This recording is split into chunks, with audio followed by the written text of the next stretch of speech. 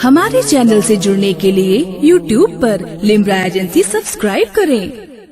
आपसे बाज़ाब्ता तौर पर जुड़ने के लिए चाहता ये हूं कि सबसे पहले आपकी अदालत में इंतहाई अदब व एहतराम के साथ सलाम अर्ज करूं। अस्सलामु अलैकुम। आपने तो बहुत ज्यादा तादाद में जवाब दे दिया, वरना आमतौर पे लोग थोड़े से लोग जवाब देते हैं, बाकी ये सोच लेते हैं कि जो शख्स इतनी दूर से आया है इसके सलाम का जवाब अगर हम नहीं भी देंगे तो यह हमारा बिगाड़ क्या लेगा। लेकिन आपने, अल्लाह आपको सलामत रखे, कि आपने बहुत जिंदादिली के साथ मेरे सलाम का जवाब दिया और इससे एक फायदा ये हुआ कि मुझे ये अंदाजा लग गया कि माइक की आवाज आप तक सही सही पहुंच रही है। बहरहाल आइए, मैं आज के सदर आली वकार मोहतरम ओम प्रकाश श्रीवास्तव जी से मैंने इजाजत तलब की, उन्होंने मुझे इजाजत दी। आज के मेहमान खुसूसी और उत्तर प्रदेश हुकूमत में साबिक काबीना वजीर मोहतरम अरविंद सिंह गोप साहब, दीगर मुअज्जिजीन, बज़्म अदब मिहीपुरवा के तमाम जिम्मेदार जिन्होंने इस मुशायरे का इनेकाद किया है, इस कवि सम्मेलन का आयोजन किया है, यहां बैठे हुए तमाम बुजुर्गों, नौजवान साथियों, मीडिया, प्रिंट मीडिया और इलेक्ट्रॉनिक मीडिया से जुड़े हुए हमारे पत्रकार साथी, और मेरी दाईं तरफ पर्दा नशीन और इज्जत माओ बहनों, मुशायरे का आगाज हुआ चाहता है। आप सब जानते हैं कि मेरी आदत है कि मैं इन चंद मिसरों के साथ मुशायरे का आगाज करता हूं। खुदा बंदा मैं तेरे नाम से आगाज करता हूं, तेरा बंदा हूं, तेरी रहमतों पर नाज करता हूं। खुदा बंदा मैं तेरे नाम से आगाज करता हूं, तेरा बंदा हूं, तेरी रहमतों पर नाज करता हूं। फकत तेरी मदद और इस्तानत के भरोसे पर मुझे उड़ना नहीं आता, मगर परवाज करता हूं। हजरात गिरामी, ये जो मेरे सामने जो लोग बैठे हैं, मैं आपको इत्तला देना चाहता हूं कि मुझसे बहुत दूर एक छोटा सा मोहल्ला है, वो आपसे कहीं ज्यादा चार्ज है। ये मौका न दे के मुझे ये कहना पड़े कि आपके अंदर भी थोड़ी सी हरारत आ जाए। मैं बात को यहां से शुरू करता हूं। हजरात गिरामी, अभी पिछले कुछ दिनों पहले की एक बहुत दुख भरी खबर की तरफ आपको ले जाना चाहता हूं। चंद रोज पहले हमारे मुल्क ने बहुत मुश्किल वक्त देखा। पुलवामा में हमारे मुल्क के बहुत कीमती 44 जवान हमारी फौज के, सीआरपीएफ के 44 जवान शहीद हुए। आपने अपनी आंखों से देखा वो मंजर कि जिस वक्त हमारे मुल्क पर यह मुश्किल वक्त आया था, उस वक्त कोई हिंदू नहीं था, कोई मुसलमान नहीं था, कोई सिख नहीं था, कोई ईसाई नहीं था। मंदिर में पूजा करते हुए पुजारी से लेकर मस्जिद के मिंबर पर बैठे हुए इमाम तक, गिरजाघर में प्रेयर कर रहे फादर से लेकर गुरबानी सुनाते हुए ज्ञानी जी तक, देश का एक एक नागरिक देश के इस गमो गुस्से के माहौल में यह साबित कर रहा था कि वो पहले हिंदुस्तानी है। हमने ये भी अपनी आंखों से देखा, टेलीविजन पर ये चेहरे जब हमारे सामने आ रहे थे कि तिरंगे में लिपटी हुई हमारे जवानों की लाशें जब उनके घरों को आ रही थी। आप याद करें तो मैं आपको याद दिलाऊं, हमारा कलेजा फट रहा था जब हम वो मंजर देख रहे थे कि एक 6 महीने का बच्चा चिता में अग्नि देने के लिए गोद में आगे बढ़ रहा था। हमने देखा, हमने अपने जवानों के शहीद होते हुए लाशों को अंतिम संस्कार के मरहले में ऐसे भी देखा कि अगर बेटा नहीं है तो शहीद की बेटी ने चिता को अग्नि दी है। हमने ये भी देखा कि एक जवान के जनाजे की नमाज में शरीक होने के लिए पूरा शहर, पूरा इलाका निकल पड़ा हो, हजारों की तादाद में लोगों ने जनाजे की नमाज पढ़ी हो। ये सारे मंजर हमने अपनी आंखों से देखे हैं। अगर याद दिलाऊं तो आप याद करें, वो तमाम शहीद शायद देश के 135 करोड़ हिंदुस्तानियों से यही कहना चाहते थे कि मैं किस मिट्टी का हूं, यारों मेरी पहचान लिख देना। कफन के एक एक कोने पे हिंदुस्तान लिख देना।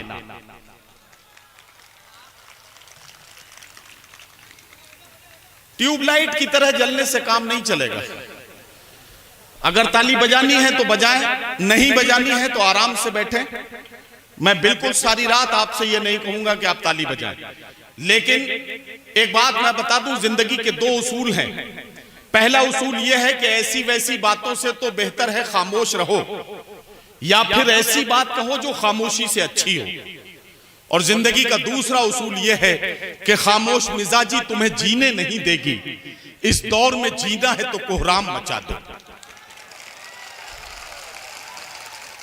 अगर मुझे कहने दें तो मोहतरम गौब साहब की मौजूदगी में यह बात कहना चाहता हूं कि अगर आपको यह साबित करना है कि आप जिंदा हैं तो आपको अपने अंदर थोड़ी सी हरारत लानी ही पड़ेगी। मैं इसलिए जिंदा हूं कि मैं बोल रहा हूं, मैं इसलिए जिंदा हूं कि मैं बोल रहा हूं। दुनिया किसी गूंगे की कहानी नहीं लिखती। तो अगर अपने को जिंदा साबित करना है तो बोलना पड़ेगा। हजरात गिरामी, आइए बात वहां पहुंच गई है कि अगर हम अपने देश के शहीदों की आखिरी इच्छा के बारे में समझें तो वह इस देश को, पत्रकार बंधुओं, यही पैगाम देना चाहते थे कि नाम पर मजहबों के लड़ भिड़ कर यूं ही सड़कों पे गर बहा दोगे। सरहदों ने अगर लहू मांगा, दोस्तों सरहदों को क्या दोगे? सरहदों ने अगर लहू मांगा, दोस्तों सरहदों को क्या दोगे?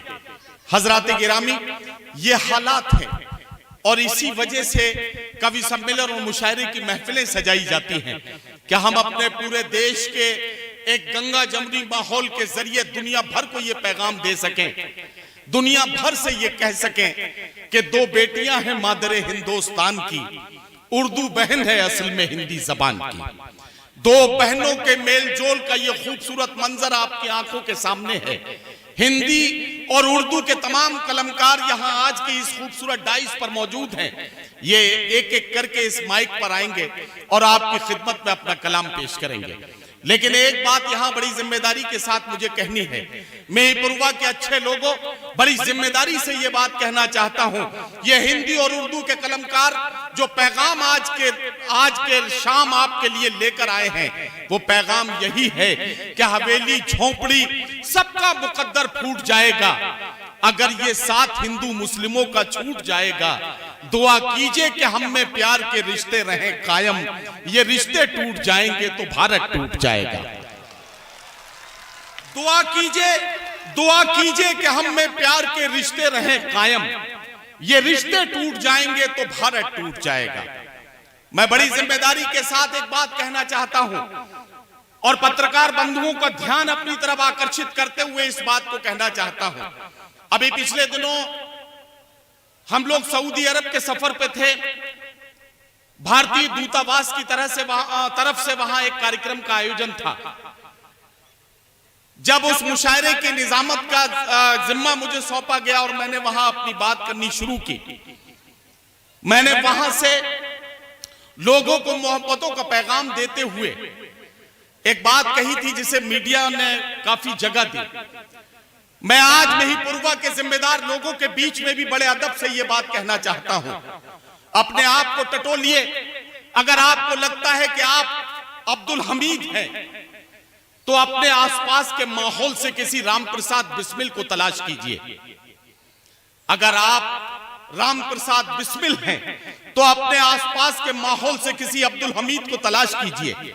उसके कंधे पर हाथ रखिए और उसे भरोसा दिलाइए कि न तेरा है न मेरा है, ये हिंदुस्तान सबका है।